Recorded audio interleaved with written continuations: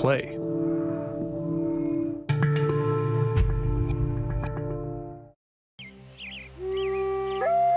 The history of the world is introduced to us by great dates and accomplishments. But it all started small.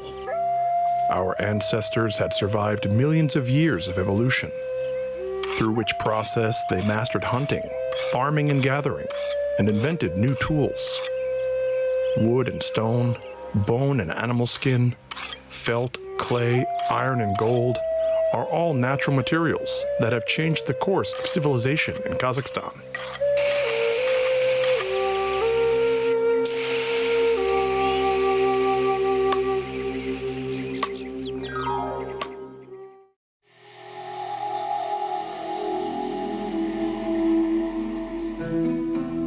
The incredible, beautiful nature of Kazakhstan.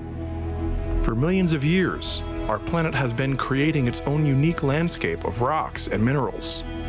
Sand, limestone, chalk, and marble are the most common ones. Some of them lie on the surface, while others are hidden from our view by a layer of soil. But there is a rock that is actually found everywhere. It's clay. Once it was a stone that, exposed to wind, water, and temperature, broke down into a powder. Clay seems to be well known to everyone. However, it keeps a lot of its own secrets.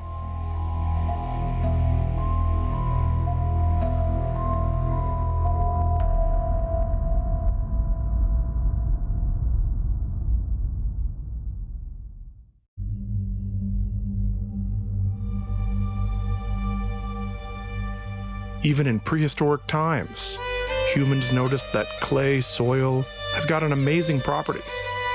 When dampened with water, it became soft and supple, making it possible to fashion bowls or pots. If dried in the sun, it would become solid, and when burnt over fire, it gained a special strength. So that was how ceramic art came into being. There was still a long haul ahead before the pottery wheel, and pottery was molded by hand. And when pottery wheels came into being, they turned the whole course of human history upside down. People began to paint and to decorate. They prepared pottery before baking them. Man made his first dishes, figurines for his idols, jewelry and toys from clay.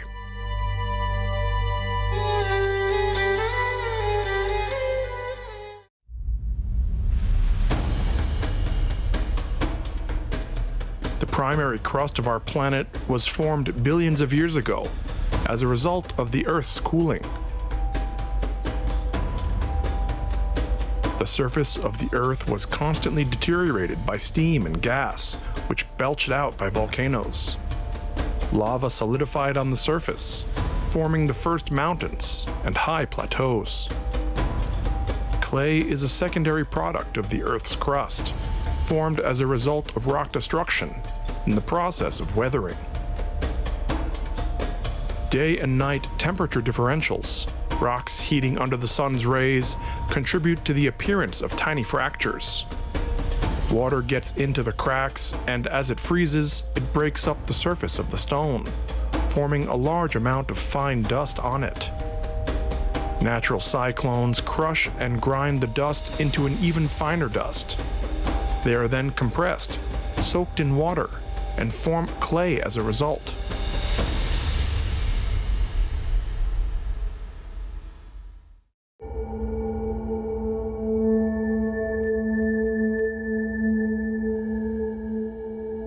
What is clay? Or rather, different types of clay, since they differ in great variety and composition. Clay is one of the most common minerals. Naturally, various clays are found in loose paste-like or consolidated states. Often they contain many impurities, such as large pebbles, sand, limestone, and gypsum inclusions.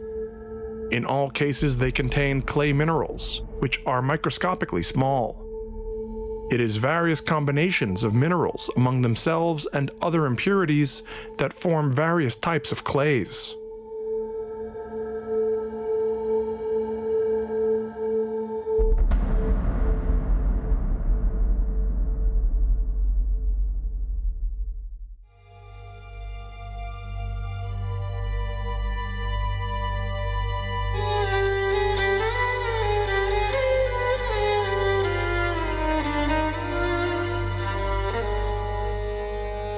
In ancient times, clay was used as a part of paint, used to make cave paintings. Such coloring substances were used to make drawings, which are about 20,000 years old. In ancient Mesopotamia, texts were written on clay tablets. The Phoenicians and Egyptians also painted on clay surfaces. If clay is mixed with straw and sand, building material is obtained, called adobe. Many buildings, fortresses, and towers were built from adobe bricks. For strength, large unbaked brick buildings were lined with burnt bricks outside. Clay is a part of porcelain. In ancient times, this type of ware was worth its weight in gold. Glazed pottery is called maiolica, or earthenware. This type of clay is baked at a low temperature and glazed with a tin-containing glaze. They even issued clay coins. These were the so-called notgelds. They were money that was issued under hyperinflation. Clay is a sorbent capable of purifying harmful substances and various impurities. As a result of this, it is used in industry, for example, to purify oils, petroleum products, and other substances. The clay surface can absorb aromatic substances as well.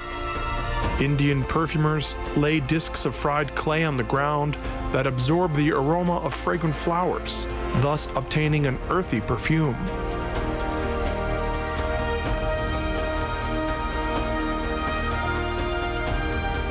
Some people groups practiced eating clay as food. They believed that clay dishes had an invigorating and healing property.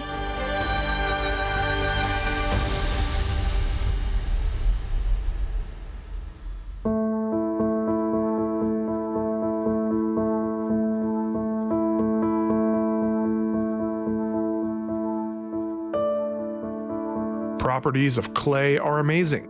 When the clay is dry, it absorbs water well, but when it is wet, it becomes waterproof. After kneading and mixing, it acquires the property of taking various forms and preserving them after drying. This property is called plasticity. Interestingly, the material hardened at high temperature is no longer able to get soaked. This happens not only when the clay is burnt in a furnace, but this phenomena can also be observed in nature. This natural material is everywhere. It is under our feet. There is clay in a clay saucer. And believe it or not, our watches are also made out of special ceramic plates. Ceramic materials have got many advantages, but there is one shortcoming. It is very fragile. A hard clay saucer can easily break into small fragments upon impact. This easy-to-get material has always been of great interest to man. It is not surprising that during excavations, archaeologists find pottery most often.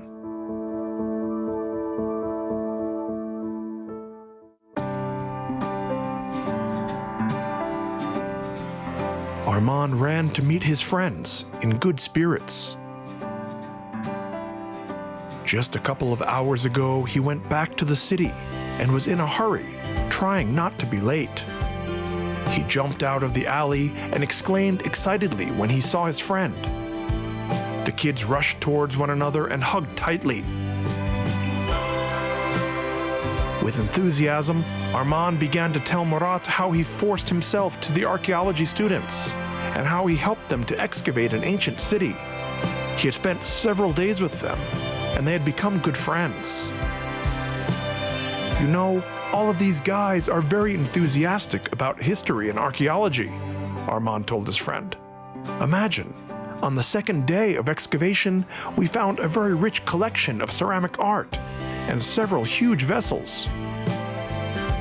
According to the scientists, they were used to store grain and oil. They were mostly broken, but we were fortunate enough to find several well-preserved ones. Murat listened to his friend carefully and hung upon his every word, nodding his head approvingly. He was very pleased that his friend caught this passionate desire to learn about history as well. The boys talked for a long time and made plans for the future. Perhaps someday they would become famous archaeologists and make many discoveries.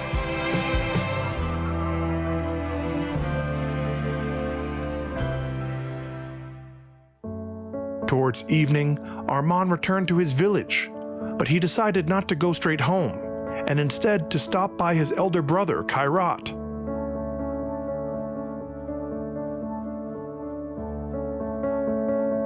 He opened the door and, having greeted his brother's wife, Aysolu, entered his house. Kairat had just arrived from work and was now sitting at the table.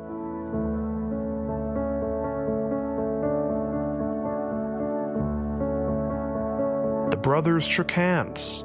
Aysolu poured strong tea into cups. Armand began fervently telling them that at last he had made up his mind about the profession that he would choose and the institute that he would enroll in. He said that he would be an archaeologist and enter the department of history. He wanted to do history and to see this as his mission. At first, Kairat listened attentively to Armand silently, but then he interrupted him. He began to explain to him in a strict and serious voice that his whole undertaking was nothing more than a useful fantasy and plain romanticism. Becoming an archaeologist is ridiculous. How can this profession be for a real man? Is he just going to be sitting in a library, surrounded with books, or digging in the ground like a worm? What will people say? That our father raised his son who is engaged in nonsense and shies away from real work?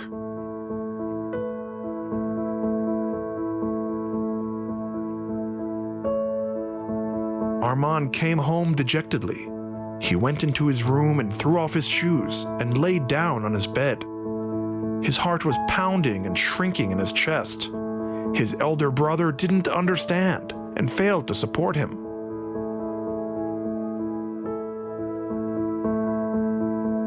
He stared at the ceiling and thought, what if he's right? But suddenly pictures of the hot step began to flash before his eyes.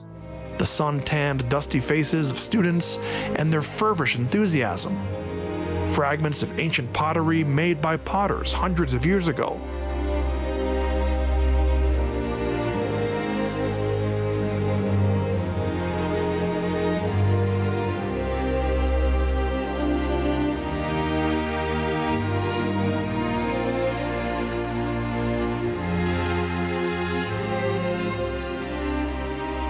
Armand recalled how he once heard from someone that fate is like clay, and its shape can be changed at any time, but you can only change your own future, not anyone else's.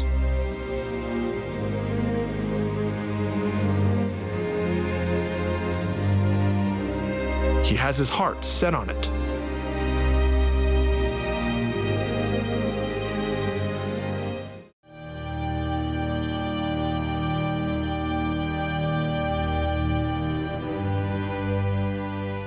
As we study the history of ceramic art, we are not only studying the craftsmanship of ancient potters, but also the history of all mankind. Unlike metal which rusts over time or wood and plants that rot, clay remains in excellent condition for many millennia. Most often, during excavations, archaeologists find pottery fragments. In museums, we can see numerous and eloquent artifacts that can tell us a lot. Initially, ancient craftsmen made pottery by hand. The invention of the potter's wheel made it possible and significantly sped up the process, simplifying the manufacturing process of clay.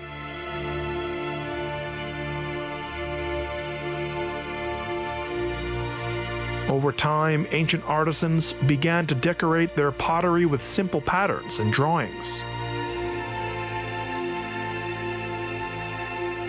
During excavations of the Issyk Mound, in the burial place of the Golden Man, archaeologists found a large number of various earthenware.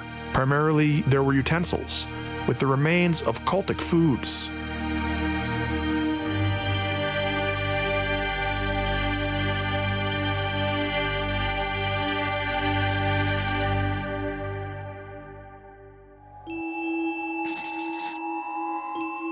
Clay. According to the biblical legend, God had created Adam from clay. The Egyptians used clay for embalming because even then they knew about its powerful antibacterial properties.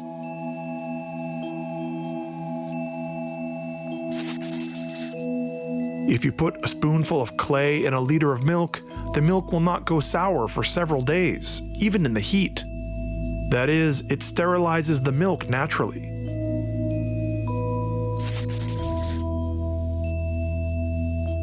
A great trencherman, Louis XIV, used clay for indigestion when overeating. White, oily clay is called kaolинite. It was a type that the Chinese used to obtain porcelain. The melting temperatures are characterized by clay through refractory properties. Rare grades of clay require enormous amounts of heat for baking, up to 2000 degrees Celsius, which is difficult to obtain even under factory conditions. In Indochina, before drinking river water which contained clay, it is first stirred up and then drunk.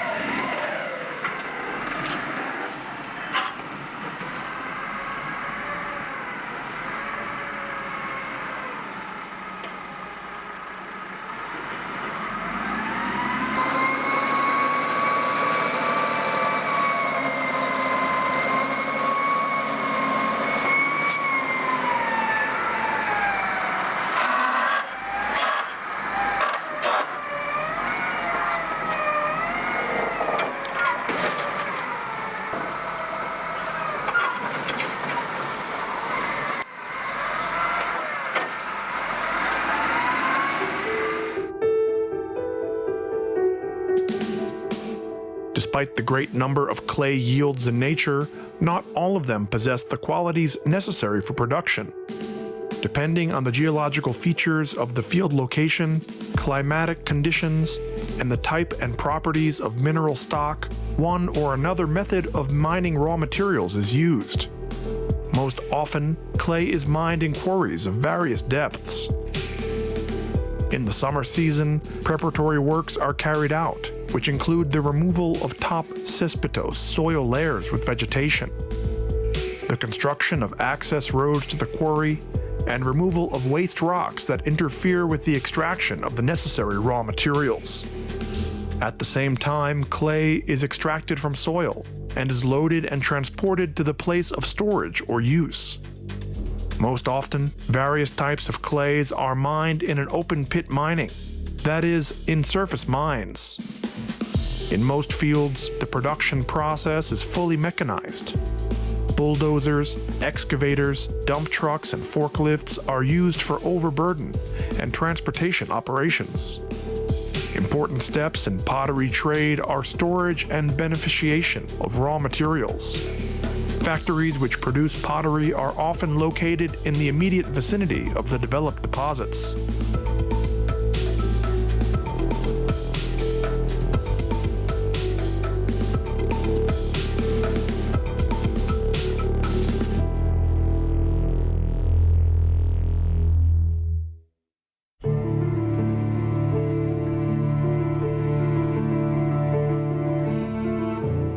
After the advent of ceramics, a revolution in human civilization took place, the creation of the brick. Ancient builders stuffed boxes with clay and dried them in the sun. The finished bricks were covered with bitumen and walls were erected from them. To isolate the raw brick buildings from soil moisture, they were placed on high earthen hills. And so, the walls would not be washed away by rains. They were coated with clay, gypsum, and plastered with a solution of clay and slaked lime, faced with burnt glazed tiles and natural stone. At all times, the quality of the brick directly depends on the quality of the clay and its preparation. Brickmasters were well versed in clay varieties.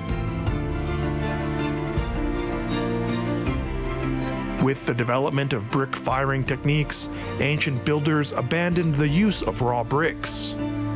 Although burnt bricks require large manufacturing costs, people did it as the reliability and durability of buildings increased by many times. Calcined clay has high mechanical strength and chemical resistance. Moreover, it conducts heat poorly. This is how brick production arose.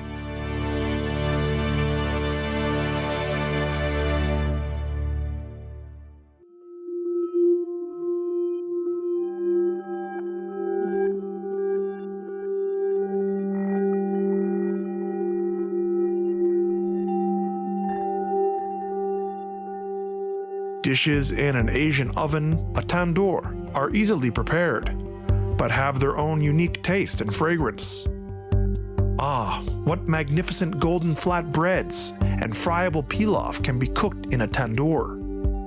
Clay stoves, in fact, are hollow vessels, which are slightly narrowed to the top. Sometimes the clay base is bricked in order to increase the heat. At the base of the tandoor, there is a blower that provides traction. When fuel burns, the walls begin to accumulate heat and can warm up to high temperatures, from 300 to 450 degrees. Due to the fact that the stove is made of clay, the temperature in it can be maintained for 4 hours. All this time, the vessel can be used to fry, boil, or bake. The heat transfer goes in and not out.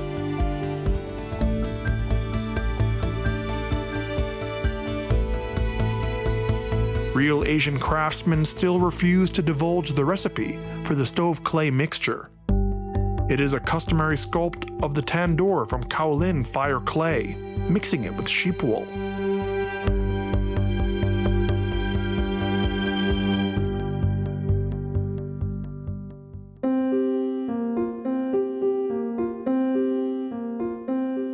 Clay is a good soil for some plants.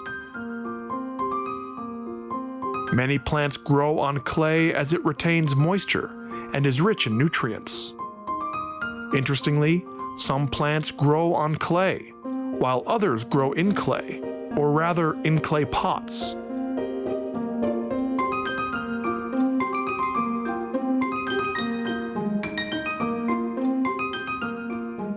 Clay is an amazingly natural material that has been inspiring craftsmen and artists to create souvenirs. Making souvenirs of clay is one of the most vivid and unique types of applied art. In their works, artists and craftsmen are able to convey their own style, spirit, and creative ideas in wonderful ways.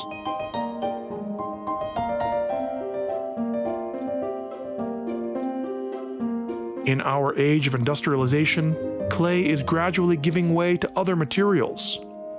But it would be a mistake to think that clay has no future.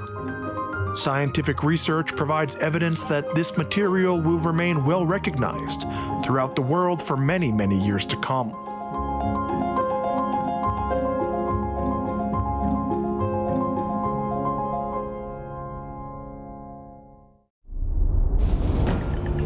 Copper and bronze.